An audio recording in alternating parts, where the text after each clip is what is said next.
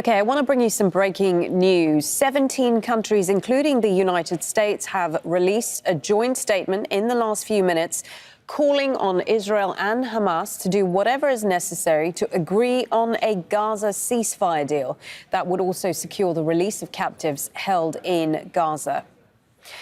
Now, just a reminder, the Israeli government has banned Al Jazeera from reporting in Israel, which is why our correspondent Imran Khan now joins us from the Jordanian capital, Amman. So this statement coming out, Imran, just in the last few minutes.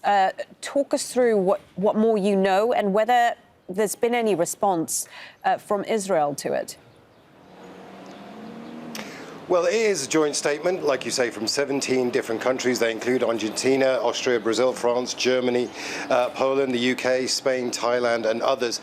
They say, as leaders of countries deeply concerned for hostages held by Hamas in Gaza, including many of our own citizens, we fully support the movement towards a ceasefire and hostage release deal now on the table and as outlined by President Biden on May the 31st, 2024. There is no time to lose. We call on Hamas to close this agreement, and Israel is ready to move forward with and begin the process of releasing our citizens. We note that this agreement would lead to an immediate ceasefire and rehabilitation of Gaza, together with security assurances for Israelis and Palestinians, and opportunities for a more enduring long-term peace and two-state solution. At this decisive moment, we call on the leaders of Israel as well as Hamas to make whatever final compromises are necessary to close this deal and bring relief to the families of our hostages, as well as those on both sides of this terrible conflict, including civilian population. It's time for the war to end, and this deal is the necessary starting point. This is very clearly designed to put pressure on both the negotiating parties, on Israel and on Hamas. But what we're hearing from Egyptian sources is that there is no breakthrough so far in the ceasefire talks. We're hearing that the Qatari and Egyptian mediators have actually spoken to Hamas representatives and to the US, but they say they're nowhere near a deal. There's also a statement that we had from a senior Hamas official, Sami Abu Zuhri, on Thursday. He says, while the group welcomes Biden's idea, the US draft resolution at the UN Security Council was dependent on an Israeli ceasefire proposal Hamas has already seen and rejected.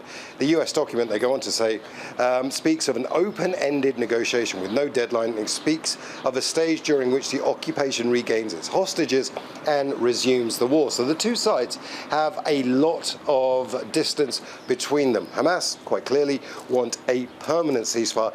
Israel wants the option, if Hamas breaks the deal, to go back to war.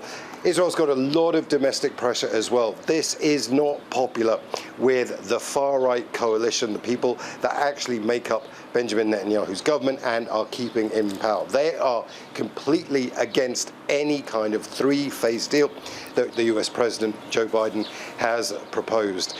It's going to be very difficult also for the Prime Minister to stomach the words two-state solution. He's been against that for a very long time, almost throughout his career, and it's going to be an incredibly tough sell to his coalition. But this is likely just the beginning of a wave of international pressure designed to get the two parties at least around a table. OK, thank you for that. Imran Khan there for us in Amman. And just a reminder again that Benjamin Netanyahu's cabinet has banned Al Jazeera in Israel, which is why we are reporting out of Jordan. Let's get more on this with Roxane Farmanfarmaian. She's a lecturer on international relations of the Middle East at the University of Cambridge. She joins us now from London. Thank you for joining us today. So I wanted to get your reaction to the statement that has come through in the last sort of half an hour from the White House. What do you make of it? And what does it tell us about the pressure the United States is clearly under to get a deal done? Well, I think it's an interesting statement because it shows that the United States is trying to galvanize its allies to to come around and support its view and to put pressure on the Israelis. And I think what we're seeing is that it's a desperate act by Biden. He's finding that neither side, either Hamas or Israel, are actually very supportive of the wording or the time frame of the proposal he put out last week. So I think he's tried to now use the international community, and this is also partially to put pressure on his opponents and those that don't support him in the United States, since it's the middle of an election year as well. Interesting you use the word desperate. He made that speech about a week ago now, and clearly things have not gone the way he expected. Do you think this is going to make any difference? I really don't think it will. I think the problems lie in the government of Netanyahu and the support that he requires from the far right. They are described his proposal, the Biden proposal, as reckless. That's Ben Gvir, one of the leaders of a party that Netanyahu relies on for his government. And the Hamas complaint that this does not actually guarantee a permanent ceasefire means that they cannot support it fully either. So I think this is not something that international together pressure is going to make any difference to. This is relying on internal political faction. And Roxane, what do you make of the fact that that the U.S. is putting the ball back again in Hamas's court, as if they are the ones who have to make this decision to accept the deal? I'm just going to read out one of the lines in the statement. We call on Hamas to close this agreement that Israel is ready to move forward with and begin the process of releasing our citizens. Over the course of the last week, I mean, Israel's made it pretty clear they are not on board with this ceasefire proposal.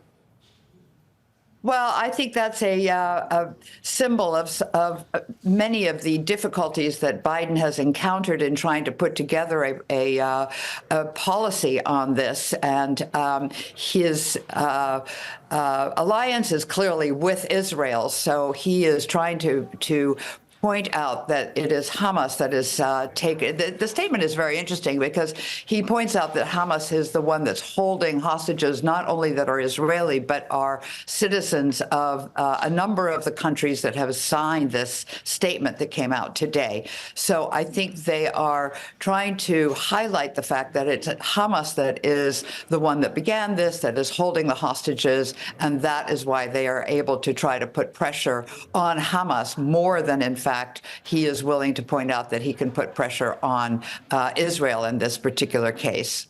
Really good to get your perspective. Roxane Farmanfarmaian, a lecturer on international relations in the Middle East at the University of Cambridge. Make sure to subscribe to our channel to get the latest news from Al Jazeera.